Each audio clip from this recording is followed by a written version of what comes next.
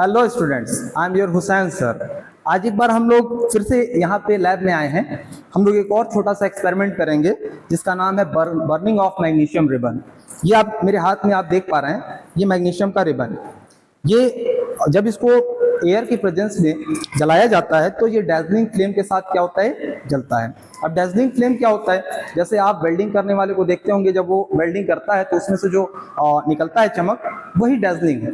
ठीक है, उसको आपको आंखों से डायरेक्ट देखना नहीं चाहिए, ये बहुत हानिकारक होता है। जैसे सन की रेज हो, कहीं से भी हाई इंटेंसिटी वाली लाइट अगर चमक दे रही है तो आपको उसको डायरेक्ट आंखों से ज्यादा देर तक देखना नहीं चाहिए। ठीक है, ज्यादा देर क्या, आप थोड़ी देर भी ऐसे मत देखिए उसको।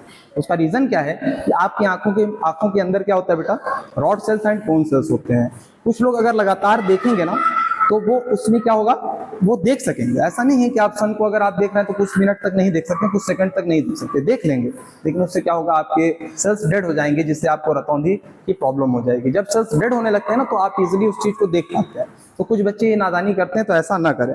ये हमारे पास क्या है, ये हमारे पास है मैग्नीशियम का रिबन। इसके ऊपर आप देख रहे होंगे एक ब्लैक कलर का थोड़ा थोड़ा कोटिंग आ गया है, हल्का फुल्का ब्लैकनेस आ गई है।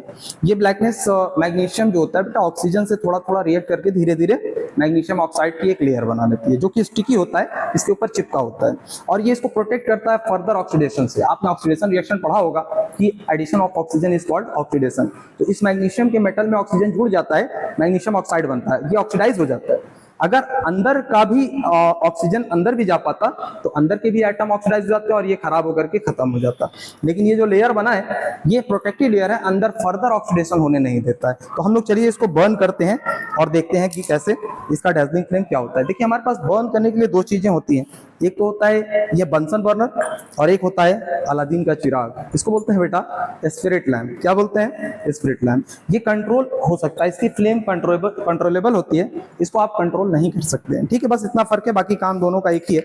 हमें जलाना है तो हम लोग अलादीन का चिराग ज्यादा पसंद करेंगे, प्रेफर करेंगे। ठीक है, ये हमारे पास, ठीक है। चलिए, तो अगर हम इसे जलाएं, ये होता है टोंग। ये क्या होता है, टोंग।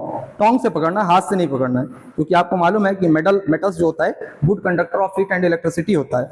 अगर आप उसको हाथ से करेंगे तो हाथ के जलने की होती है, पॉसिबिलिटी होती है। अब इसमें देखिए, अगर हम इसको जलाएंगे ना, ये इतना ज्यादा प्रोटेक्टिव लेयर स्ट्रांग होती है कि ये इसको जलने ही नहीं देगा, काफी देर में जलेगा। तो उसके लिए क्या करते हैं, सैंड पेपर से इसको रब करते हैं। लेकिन सैंड पेपर तो हमारे पास है नहीं, तो क्या हम लोग एक्सपेरिमेंट छोड़ दें, प्रैक्टिकल ना करें? करते हैं, हमारे पास है ये है हमारे पास स्पैचुला, इसका यूज कर लेंगे, चम्मच का यूज कर लेंगे। इसको साफ ही तो करना है। ये देखिए, इसको घिस देंगे तो ये जो आपके पास ब्लैक कलर का प्रोटेक्टिव लेयर बना था वो निकलने लगेगा यहाँ से, और मेटल कैसा हो जाएगा, शाइनी हो जाएगा। ठीक है, दोनों तरफ से आप घिस लीजिए। एक बार जल गया, उसके बाद फिर इसको आगे रुकेगा नहीं है। ठीक है, देखिए, अब इसको आप जलाने जाएंगे, जब आप इसका कंबशन कराने जाएंगे, हाँ, मैग्नीशियम का ऑक्सीडेशन कराने जाएंगे, तो ये थोड़ा जल्दी ये क्या होगा, कंबस्ट हो पाएगा, जल पाएगा। ठीक है,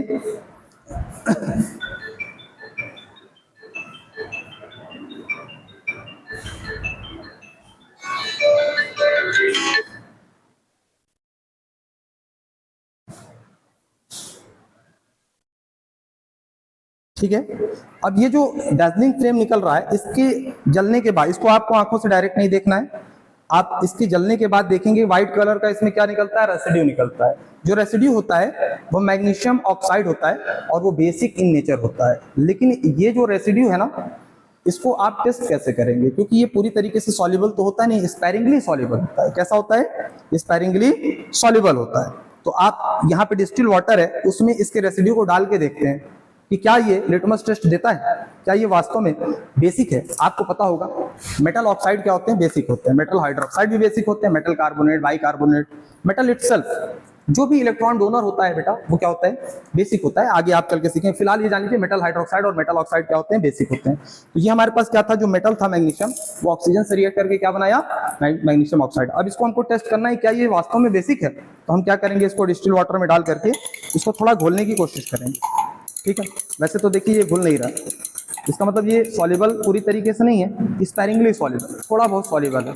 जब इसको हम थोड़ा स्टिर करेंगे ग्लास रॉड की हेल्प से, तो ये क्या हो जाएगा, थोड़ा बहुत सॉल्युबल हो जाएगा।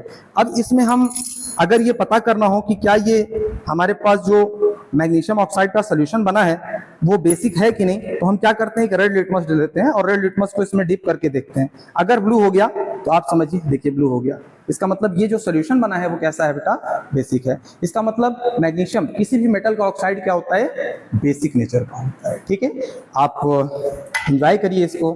Thank you.